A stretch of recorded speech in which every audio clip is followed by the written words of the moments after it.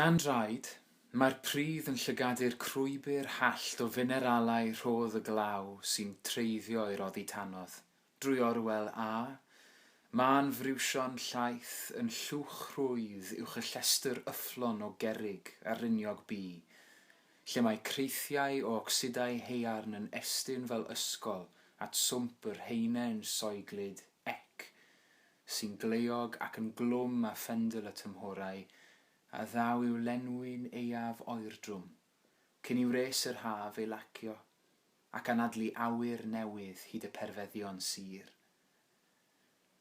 A dan draed, drwy'r heinau, mae planhigion ddoi yn rhith mewn zailem ac mewn ffloem, yn dal i gorddi a griddfan, yn rhan o hen fegin oesol sy'n chwythu maith, ac yn gwthio gwanwynau yn y dafedd maen a migyrnau rhedyn drwy orwelion tywyll y pridd.